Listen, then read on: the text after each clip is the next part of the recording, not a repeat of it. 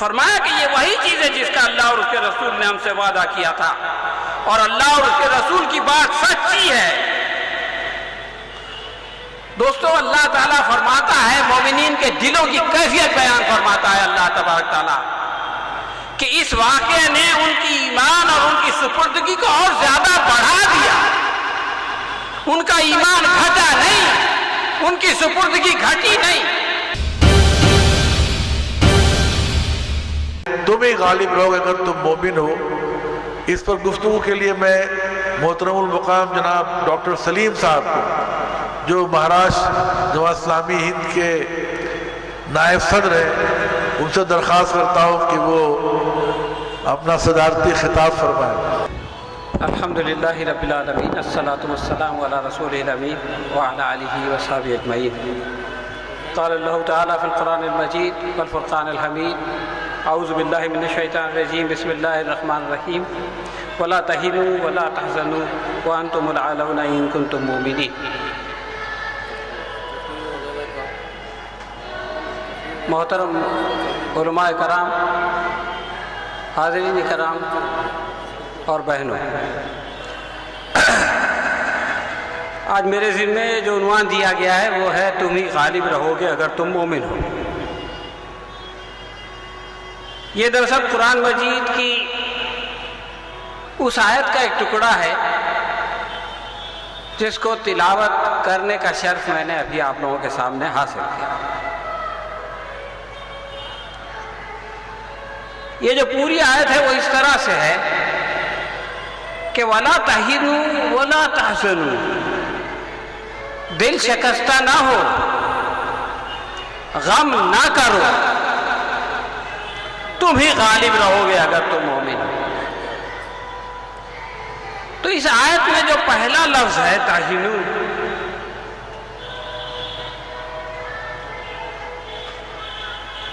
اس کے مختلف لوگوں نے مختلف تراجم کیے۔ ایک ترجمہ تو میں نے آپ کو پڑھ کے سنایا، دل شکستہ نہ ہو۔ ایک ترجمہ ہے بے دل نہ ہو۔ ایک ترجمہ ہے پست ہمت نہ ہو۔ ایک ترجمہ ہے ہمت نہ ہارو۔ ایک ترجمہ ہے سست نہ پڑو، سستی نہ دکھاؤ، اور ایک ترجمہ ہے کمزور نہ پڑو۔ دوستو، یہ الگ الگ الفاظ ہیں، لیکن ان الفاظ کے ساتھ جو کیفیت، اس کیفیت کا اظہار ہو رہا ہے۔ آپ یہ بتائیے کہ کیا یہ ہماری کیفیت نہیں ہے کہ آج امت مسلمہ عالمی سطح پر اس کا شکار نہیں ہے؟ حالانکہ آگے ہم سے وعدہ کیا گیا ہے کہ تم غالب رہو گے اگر تم مومن ہو۔ اس مجمع میں کوئی ایسا آدمی ہے، اس امت میں کوئی ایسا انسان ہے جو یہ کہتا ہے کہ میں مومن نہیں ہوں اور یہ کہتا ہے کہ میں غالب ہوں؟ تو دوستو، یہ جو فرق ہے کہ ہم مومن بھی ہیں، ہم غالب بھی نہیں ہیں، ہم دل شکستہ بھی ہیں اور ہم غم بھی کر رہے ہیں، یہ جو کیفیت ہے اس کو جو ہے وہ ہم کو قرآن مجید کی روشنی میں سمجھنا پڑے گا۔ پہلا سوال تو یہ ہے کہ کیا ایسا پہلی بار ہوا ہے؟ اس کا ایک جواب مولانا حلیم اللہ قاسمی صاحب نے ابھی دیا کہ امت میں دو مواقع ایسے آئے، نبی کریم صلی اللہ علیہ وسلم کے وصال کے بعد اور اس کے بعد تاتاریوں کے حملے کے بعد، کہ جب ایسا محسوس ہوتا تھا کہ یہ جو ہے وہ امت مٹ جائے گی۔ لیکن یہ جو آیت نازل ہوئی ہے قرآن مجید میں، آپ اس کا شان نزول دیکھیں۔ یہ دراصل قرآن مجید میں غزوہ احد پر تبصرہ ہے۔ جب اللہ تبارک تعالیٰ نے غزوہ احد پر تبصرہ فرمایا تو اس تبصرے کے دوران یہ آیت نازل ہوتی ہے۔ تو اس آیت کو ہم کو اس تناظر میں اس پر غور کرنا چاہیے۔ دوستو، پہلا سوال یہ ہے کہ یہ جو کیفیت ہے پست ہمتی کی اور غم کی، یہ کیوں طاری ہوتی ہے؟ صحابہ کرام رضی اللہ تعالی اجمعین پر یہ کیفیت کیوں طاری ہوئی؟ اللہ تبارک و تعالیٰ نے ان سے یہ کیوں کہا کہ آپ لوگ دل شکستہ نہ ہو، آپ لوگ غم نہ کریں؟ دوستو، اس سوال کا جواب اللہ کی کتاب دیتی ہے۔ اللہ تبارک تعالیٰ ارشاد فرماتے ہیں کہ اس وقت اگر تمہیں چوٹ لگی ہے تو اس سے پہلے ایسی ہی چوٹ تمہارے مخالف فریق کو لگ چکی ہے۔ یعنی یہ کہ اہل اسلام کو اس وقت ایک چوٹ لگی اور اس چوٹ نے ان کو غمگین کر دیا، اس چوٹ نے ان کے حوصلوں کو پست کر دیا۔ یعنی جب چوٹ لگے گی کسی بھی قوم پر بشمول امت مسلمہ تو اس کی یہ کیفیت ہوگی، لیکن اس کیفیت سے نکالنے کے لیے اللہ تبارک تعالیٰ یہ ارشاد فرماتے ہیں کہ تم یاد کرو اس سے پہلے ایسی ہی چوٹ تمہارے مخالف کو لگ چکی ہے۔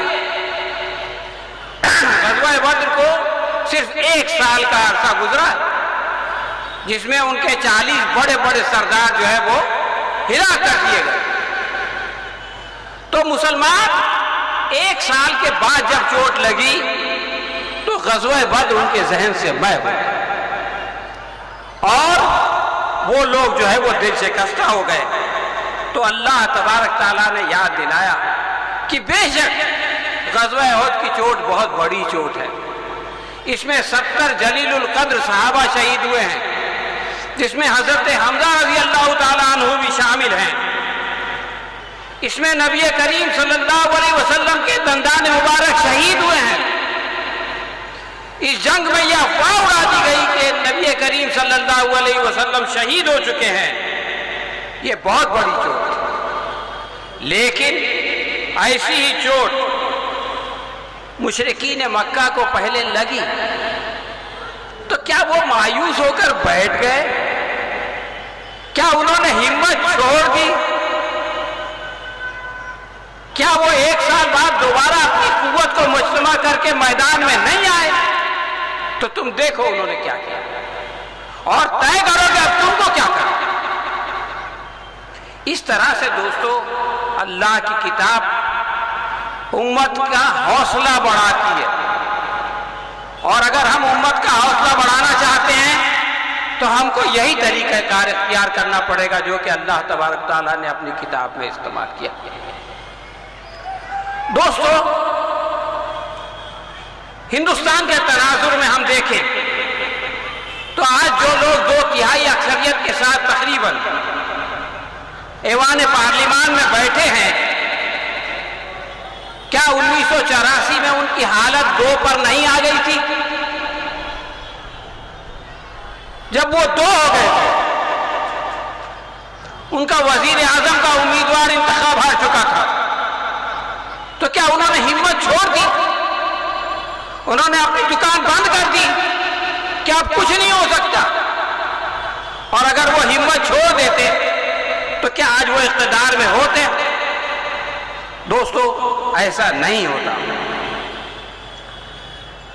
اللہ تبارک تعالیٰ اسی سلسلے کو آگے بڑھاتے ہوئے فرماتے ہیں کہ یہ جو ان کے ساتھ ہوا اور یہ جو تمہارے ساتھ ہوا، تو اس کی حقیقت تو یہ ہے کہ یہ تو زمانے کے نشیب و فراز ہیں، یہ زمانے کا اونچ نیچ ہے جنہیں ہم لوگوں کے درمیان گردش دیتے رہتے ہیں۔ مطلب ایسا نہیں ہوگا کہ ہمیشہ تم کامیاب ہی ہوگے، اور ایسا بھی نہیں ہوگا کہ ہمیشہ ناکامی تمہارا مقدر بنے گی۔ یہ زمانے کے نشیب و فراز ہیں، اس کو اللہ تبارک تعالیٰ لوگوں کے اندر گردش میں کرتا رہتا ہے۔ دوستو ایک بات سوچنے والی یہ ہے کہ نبی کریم صلی اللہ علیہ وسلم قیادت فرما رہے ہیں اور امت مسلمہ کے بہترین لوگ، بہترین صحابہ، چاند ستارے، اللہ تبارک تعالیٰ نے ان کو اس کیفیت سے کیوں گزارا؟ دوستو اس لیے گزارا گیا کہ آج جب ہمارے ساتھ یہ ہو، قیامت تک جب مسلمانوں کے ساتھ یہ ہو تو وہ ان کو شوق نہ لگے، ان کو ایسا نہیں لگے کہ ایسا ہمارے ساتھ کیوں ہو گیا، ان کو یہ لگے کہ یہ پہلے بھی ہوتا رہا ہے اور یہ آگے بھی ہوتا رہے گا۔ تو دوستو اس طرح سے ایک نفسیاتی سائیکولوجیکل پریپریشن جو ہے وہ امت کی گئی اللہ تبارک تعالیٰ کے ذریعے سے، اور اللہ تبارک تعالیٰ نے اس کا ذکر اپنی کتاب میں فرمایا۔ اگر ہم ذہنی طور سے اس چوٹ کو برداشت کرنے کے لیے تیار نہ ہوں تو ہم اس کے خلاف حکمت عملی نہیں بنا سکتے۔ ہیجان کی حالت میں ہم جو ہے اس کا مقابلہ نہیں کر سکتے۔ دوستو آپ یہ دیکھیں کہ غزوہ احد کے بعد نبی کریم صلی اللہ علیہ وسلم کا اسوہ کیا ہے؟ نبی کریم انہوں نے اتنی تباہی کی اور اس کے بعد جنگ کو اپنے انجام تک پہنچانے سے پہلے واپس چلے گئے۔ نبی کریم صلی اللہ علیہ وسلم نے اینٹیسپیٹ کیا کہ یہ بعد میں کیا کر سکتے ہیں۔ آپ نے یہ نہیں سوچا کہ عافیت ہے چلو چلے گئے، آپ نے یہ سوچا کہ یہ لوگ واپس آ سکتے ہیں اور اگر یہ واپس آئیں گے تو پھر یہ اور تباہی مچائیں گے۔ تو اس سے پہلے کہ وہ مصیبت واپس آئے، نبی کریم صلی اللہ علیہ وسلم نے اسی حالت میں اپنے ساتھیوں کو مجتمع کیا اور ان سے کہا کہ ہم ان کا پیچھا کریں گے۔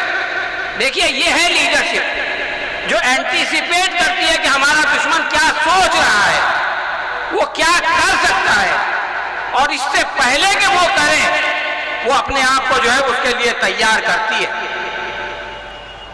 ان لوگوں کو بعد میں احساس ہوا، انہوں نے کہا کہ ہم نے غلطی کی، ہم کو تو ان کو ختم کر دینا چاہیے تھا، اور وہ لوگ رکے اور غور کرنے لگے۔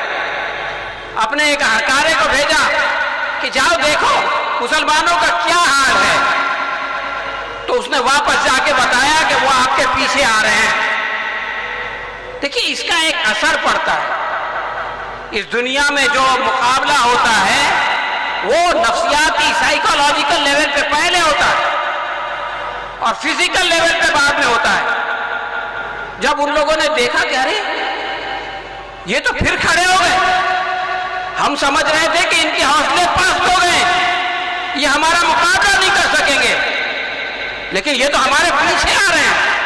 تو انہوں نے کہا کہ ٹھیک ہے اگلے سال، یعنی ایک سال بعد۔ دوستو ایک سال بعد کیا ہوا؟ ایک سال کے درمیان کیا نبی کریم صلی اللہ علیہ وسلم نے ان کے ساتھ کوئی مصالحت کی بات کی؟ ایک سال بعد نبی کریم صلی اللہ علیہ وسلم نے کہا تھا بدر میں ملیں گے، وہ بدر میں بدلہ لینا چاہتے تھے بدر کا۔ نبی کریم صلی اللہ علیہ وسلم نے اپنے ساتھیوں کو تیار کیا اور بدر میں پہنچ گئے۔ جس نے چیلنج کیا تھا وہ نہیں آیا، اس نے صرف یہ پتہ کیا کہ مسلمانوں کا کیا حال ہے۔ جب اس نے دیکھا کہ مسلمان تو وہاں پہلے سے پہنچ گئے تو اس نے آنے کا ارادہ ترک کر دیا۔ تو دوستو میں جو بات کہنا چاہتا ہوں کہ اگر امت کے اندر امت کا حوصلہ ٹوٹتا ہے تو اس کو مجتمع کرنے کا، اس کا حوصلہ بلند کرنے کا جو طریقہ نبی کریم صلی اللہ علیہ وسلم نے اختیار کیا، وہ طریقہ اگر ہم اختیار نہیں کریں گے تو ہم امت کا حوصلہ بلند نہیں کر سکتے۔ دیکھیے اس میں کوئی شک شبے کی بات نہیں ہے کہ امت کی اصلاح بہت ضروری ہے، لیکن نبی کریم صلی اللہ علیہ وسلم کے زمانے میں منافقین کی اچھی خاصی تعداد پیدا ہو گئی تھی۔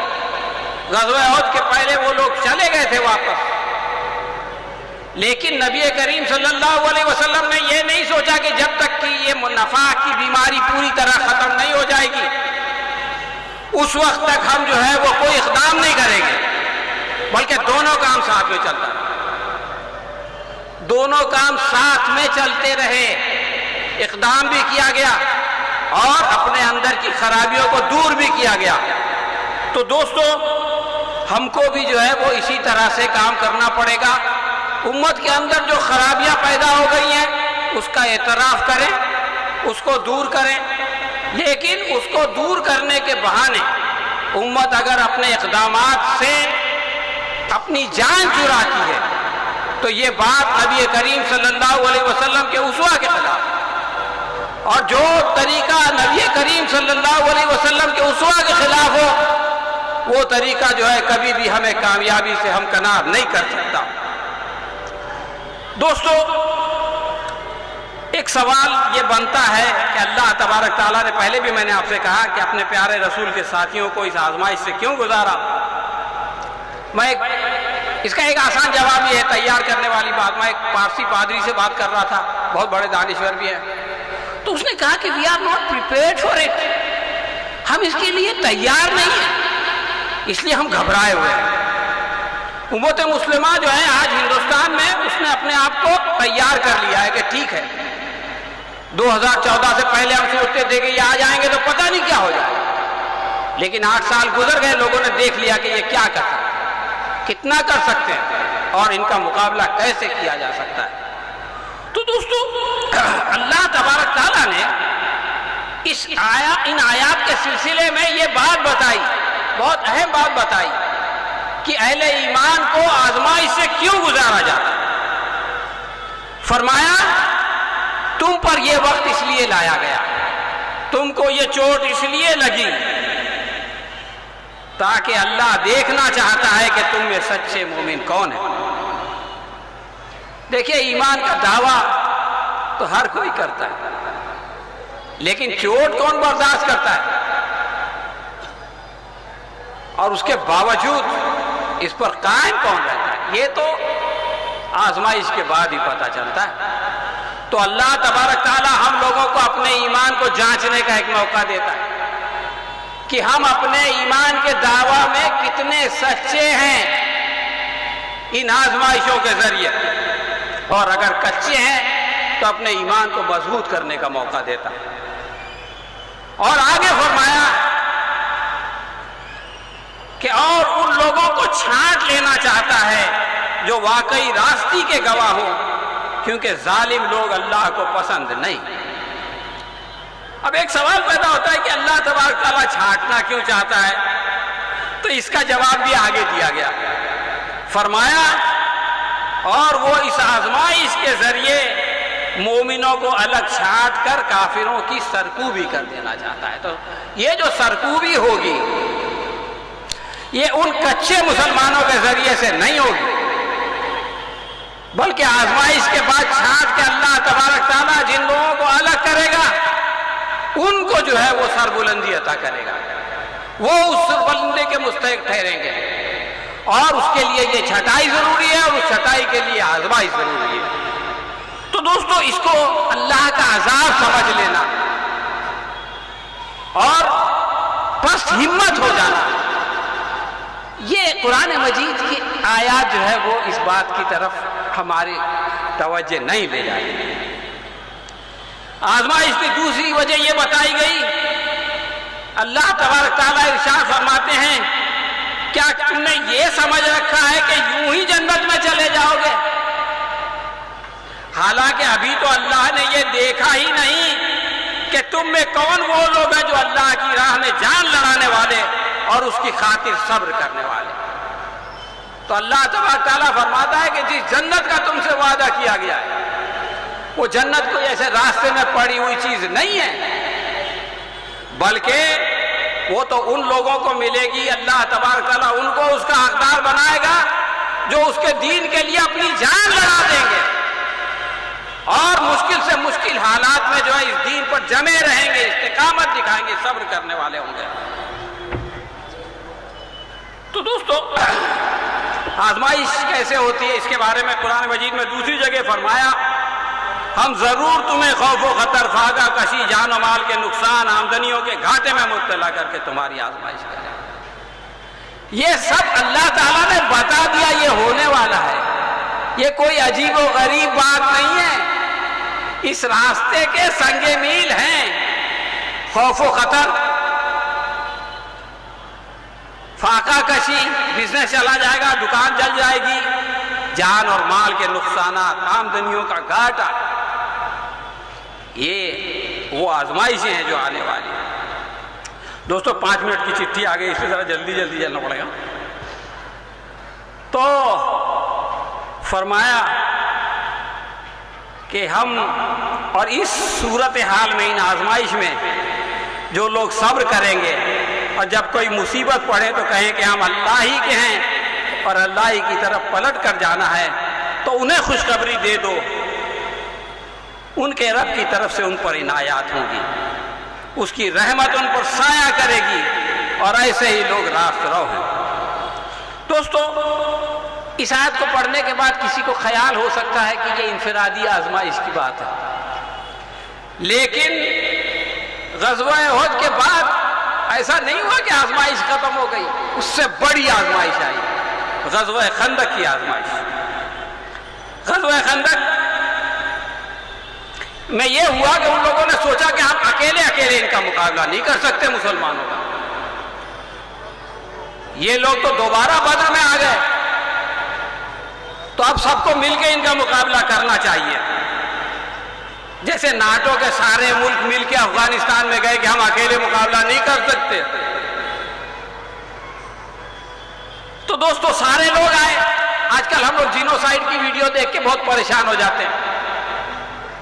مسلمان ساری دنیا میں پھیلے ہوئے ہیں، علامہ اقبال نے کہا تھا تو نہ مٹ جائے گا ایران کے مٹ جانے سے، لیکن اس وقت تو سارے مسلمان مدینہ منورہ میں تھے،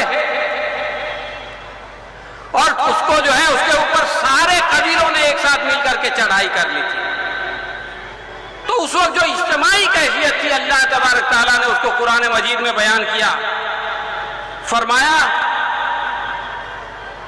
کہ جب وہ اوپر سے اور نیچے سے تم پر چڑھائے، یعنی نیچے سے کفار اور مشرکین اور اوپر سے یہودی قبائل جن کا معاہدہ تھا انہوں نے معاہدہ توڑ کے مشرکین سے مل گئے، اور تم لوگ اللہ کے بارے میں طرح طرح کے گمان کرنے لگے، اس وقت ایمان لانے والے خوب آزمائے گئے اور بری طرح ہلا مارے گئے۔ لیکن دوستو یہ جو کیفیت بیان ہوئی ہے کہ آنکھیں پتھرا گئی، کلیجے منہ کو آ گئے اور ہلا مارے گئے، یہ سارے مسلمانوں کی کیفیت نہیں تھی۔ آگے فرمایا کہ اور سچے مومنوں کا حال تو اس وقت یہ تھا کہ جب انہوں نے حملہ آور لشکروں کو دیکھا تو پکار اٹھے، یہ وہی چیز ہے جس کا اللہ اور اس کے رسول نے ہم سے وعدہ کیا تھا۔ ان کے اندر کوئی خوف، کوئی اندیشہ پیدا نہیں ہوا، وہ تو اس کے لیے تیار تھے۔ تو فرمایا کہ یہ وہی چیز ہے جس کا اللہ اور اس کے رسول نے ہم سے وعدہ کیا تھا، اور اللہ اور اس کے رسول کی بات سچی ہے۔ دوستو اللہ تعالیٰ فرماتا ہے، مومنین کے دلوں کی کیفیت بیان فرماتا ہے اللہ تبارک تعالیٰ کہ اس واقعے نے ان کی ایمان اور ان کی سپردگی کو اور زیادہ بڑھا دیا، ان کا ایمان گھٹا نہیں، ان کی سپردگی گھٹی نہیں، بلکہ جب انہوں نے دیکھا کہ ساری دنیا ہم کو جو ہے وہ مٹانے کے لیے آئی ہے تو ان کا ایمان بڑھ گیا، اس لیے کہ وہ اس کو اینٹیسپیٹ کرتے تھے، وہ اس کے لیے تیار تھے۔ تو دوستو یہ فرق کیسے ہو گیا؟ آپ سورہ احزاب تو پڑھیں تو کچے مسلمانوں کی کیفیت اور پکے مسلمانوں کی کیفیت کے درمیان میں ایک آیت آتی ہے، وہ آیت اکثر جو ہے وہ سیرت کے جلسوں میں پڑھی بھی جاتی ہے بغیر ریفرنس اور کانٹیکسٹ کے۔ اس کے درمیان جو آیت آتی ہے وہ یہ ہے کہ در حقیقت تم لوگوں کے لیے اللہ کے رسول میں ایک بہترین نمونہ ہے، ہر اس شخص کے لیے جو اللہ اور یوم آخر کا امیدوار ہو، اور کثرت سے اللہ کو یاد کرو۔ کرے۔ تو دوستو اگر ہم یہ جو ہماری کیفیت ہے کچے مسلمانوں والی جو دل سے شکستہ ہو جاتی ہے، وہ پکا مسلمان بننا چاہتا ہے جس کا ایمان بڑھ جاتا ہے ان طرح کی آزمائشوں میں، تو ہم کو نبی کریم صلی اللہ علیہ وسلم کا اسوہ اختیار کرنا پڑے گا۔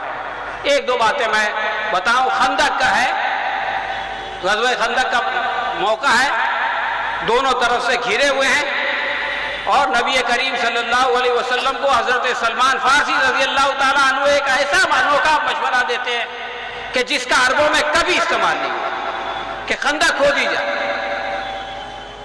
دیکھیے ایک نئی بات، جنگ کے دوران ایک نیا مشورہ آ گیا۔ نبی کریم صلی اللہ علیہ وسلم نے یہ نہیں کہا کہ ایسا ہمارے یہاں نہیں ہوتا، آپ کے ایران میں ہوتا ہوگا جہاں سے آپ آئے، بلکہ آپ نے اس کو قبول کیا، اور صرف مشورہ قبول نہیں کیا بلکہ اس پہ عمل درآمد کیا۔ خندق کے لیے جو زمین بٹی سب کو بٹی، تو اپنے لیے بھی لیا۔ جب صحابہ شکایت کرنے کے لیے آئے کہ پیٹ پہ پتھر بندھے ہوئے، تو نبی کریم صلی اللہ علیہ وسلم نے جو ہے وہ یہ بتایا کہ میرے پیٹ پہ بھی 3 پتھر بندھے ہوئے ہیں۔ دیکھیے یہ ہے اسوہ۔ جب جنگ کے دوران پھوٹ پڑ گئی تو نعیم رضی اللہ تعالیٰ عنہ آئے، انہوں نے کہا کہ وہ لوگ نہیں جانتے کہ میں نے اسلام قبول کر لیا، آپ مجھے لیے کوئی خدمت بتائیں۔ تو نبی کریم صلی اللہ علیہ وسلم نے ان سے کہا کہ جاؤ ان دونوں کے درمیان پھوٹ ڈال دیں۔ انہوں نے کس طرح سے یہ کام کیا یہ بتانے کا موقع نہیں ہے، وقت نہیں ہے، لیکن نبی کریم صلی اللہ علیہ وسلم نے اس موقع پر یہ کیا، اور یہ ہمارے لیے اسوہ ہے کہ جب ہمارے دشمن ایک جگہ ہو جائے اور ہم کو موقع ملے تو ہم جو ہے ان کے درمیان پھوٹ ڈال دیں، ان کو الگ کر دیں۔ اس لیے کہ 2 طاقتیں اگر مل کر کے مقابلہ کرتی ہیں تو ان کا الگ الگ مقابلہ کرنا آسان ہے۔ جب ایک پہلوان کود کے آ گیا تو اپنے سب سے پیارے بھتیجے کو بھیجا، حضرت علی رضی اللہ تعالیٰ عنہ کو، اس کا مقابلہ کرنے کے لیے، اور حضرت علی رضی اللہ تعالیٰ عنہ نے اس کو ختم کر کے پوری امت کا، پوری جنگ کی فوج کا جو ہے وہ حوصلہ بلند کر دیا۔ تو دوستو میں یہ کہتا ہوں کہ یہ جو نبی کریم صلی اللہ علیہ وسلم کا اسوہ ہے، جو بیان کیا گیا ہے غزوہ احزاب کے تبصرے میں، تو ہم کو یہ دیکھنا پڑے گا کہ اس وقت نبی کریم صلی اللہ علیہ وسلم کا اسوہ کیا تھا، اور جب اس اسوے پہ عمل ہوتا ہے تو اللہ تعالیٰ فرماتے ہیں کہ یاد کرو اللہ کے احسان کو جو ابھی ابھی اس نے تم پر کیا۔ جب لشکر تم پر چڑھ آئے تو ہم نے ان پر ایک سخت آندھی بھیج دی، ایسی فوجیں روانہ کی جو تم کو نظر نہ آتی تھی، اللہ وہ سب کچھ دیکھ رہا تھا جو تم لوگ اس وقت کر رہے تھے۔ تو دوستو اللہ کی مدد ایسے جگہ، ایسے راستے سے آئی کہ جو اہل ایمان کے تصور میں نہیں تھی، اور ان کے بھی تصور میں نہیں تھی، اور بازی الٹ گئی، وہ لوگ چلے گئے۔ تو اللہ تعالیٰ جب مومن اپنی ذمہ داریوں کو ادا کرتے ہیں، امت جب اپنی ذمہ داری کو ادا کرتی ہے، تو دوستو اللہ تبارک تعالیٰ کی مدد اور نصرت ان کے شامل حال ہوتی ہے۔ اچھا ایسے واقعات ایگزیکٹلی ویسے نہیں، لیکن آج بھی ہوتے ہیں کہ جو غیر متوقع طور سے مسلمانوں کی مدد کرتے ہیں اور دشمنوں کے لیے مصیبت بن جاتے ہیں۔ مثال کے طور پر ابھی کشمیر فائلز کا جو معاملہ ہمارے سامنے آیا، کون سوچ سکتا تھا کہ ایک یہودی جو ہے وہ اس طرح سے اس فلم کے بارے میں کہے گا کہ یہ سرکاری دباؤ میں لے کے شامل کی گئی، اس کی ضرورت کیا تھی، یہ فسطائی ہے، اور اس کی ایسی مخالفت کی جائے گی کہ لوگ یہاں تک کہیں گے کہ ہٹلر نے جو یہودیوں کے ساتھ سلوک کیا تھا وہ صحیح کیا تھا، اور اس کے سفیر سے کہیں گے کہ تم یہاں سے نکل جاؤ، اور وہ انٹرویو میں یہ کہے گا کہ یہ کیسا سماج ہے، میں نے اس ملک کے خلاف کچھ نہیں کہا، میں نے اس حکومت کے خلاف کچھ نہیں کہا۔ یہ ایک فلم کے خلاف بھی تنقید برداشت نہیں کر سکتا۔ دیکھیے جو بڑا بڑا نقشہ بنا کر کے پیش کیا جاتا ہے ساری دنیا میں کہ ہم ایسے ہیں ویسے ہیں، اس کو اللہ تبارک تعالیٰ نے جو ہے وہ کس طرح سے ایکسپوز کر دیا۔ دوستو ٹائم ختم، ایک دو منٹ۔ ہم لوگ کبھی کبھار یہ سوچتے ہیں کہ ہم اقلیت میں تو کیا کر سکتے ہیں۔ قرآن مجید میں جالوت اور طالوت کا واقعہ ہے، اور اس میں اللہ تبارک تعالیٰ نے فرمایا کہ بہرحال ایسا ہوا کہ ایک قلیل گروہ اللہ کے عز سے ایک بڑے گروہ پر غالب آ گیا۔ تو ایسا نہیں ہے کہ جو قلیل گروہ ہے وہ کبھی غالب نہیں آتا، اللہ کے عز سے یہ ہوتا ہے۔ اور یہ صرف اگلے وقتوں کی بات نہیں ہے، ابھی پچھلے سال ہم نے دیکھا افغانستان میں کیا ہوا، کہاں امریکہ اور کہاں اس کے اتحادی اور کہاں مٹھی بھر جو ہے وہ افغانی مجاہدین۔ کون سوچ سکتا تھا کہ اللہ تعالیٰ اس کے ذریعے سے سوویت یونین کو ختم کرنے کا کام لے گا، اور اللہ تعالیٰ اس کے ذریعے سے ایک بہت بڑی سپر پاور کو جو ہے اس کا غرور مٹی میں ملا دے گا۔ وہ مٹھی بھر تھے چھوٹے ہتھیار کے لحاظ سے، تعداد کے لحاظ سے، ہر لحاظ سے، لیکن یہ آیت جو ہے نا، یہ آیت ہم کو بتاتی ہے کہ ایسا پہلے بھی ہوتا رہا ہے، حضرت داؤد علیہ السلام کے زمانے میں بھی ہوتا رہا ہے اور آج بھی ہوگا۔ آخری بات دوستو یہ ہے کہ یہ جو دو الفاظ ہیں تہینو اور آلون، یہ قرآن مجید میں سورہ آل عمران کے علاوہ صرف ایک جگہ ہے۔ اتفاق کی بات یہ ہے کہ جہاں تہنو آیا تو وہاں آلونا بھی آیا سورہ محمد میں، لیکن ان دونوں کے بیچ میں جیسے یہاں کہا گیا کہ تم غالب رہو گے اگر تم مومن ہو، وہاں پہ ایک اور بات کہی گئی، اس کی طرف میں آپ کی توجہ دلا کے اپنی گفتگو ختم کروں گا۔ فرمایا فلا تہینوا وتدعوا الی السلم وانتم الاعلون واللہ معکم ولن یترککم اعمالکم۔ اس کا ترجمہ کیا گیا پس تم بودے نہ بنو اور صلح کی درخواست نہ کرو، تم ہی غالب رہنے والے ہو، اس لیے کہ اللہ تمہارے ساتھ ہے اور وہ تمہارے اعمال کو ہرگز ضائع نہیں کرے گا۔ تو دوستو قرآن مجید میں آپ یہ دیکھیں کہ یہ تہینو کا بہت گہرا تعلق جو ہے وہ آلونا سے ہے۔ جب اللہ تبارک تعالیٰ فرماتا ہے کہ تم جو ہے وہ پست ہمت نہ ہو، تو اس کے ساتھ یہ بشارت بھی دیتا ہے کہ تم غالب ہونے والے ہو، اور اگر تمہاری پست ہمتی تمہیں جو ہے وہ صلح کی طرف، کمزوری کی طرف لے جانے والی ہو تو اس سے گریز کرو۔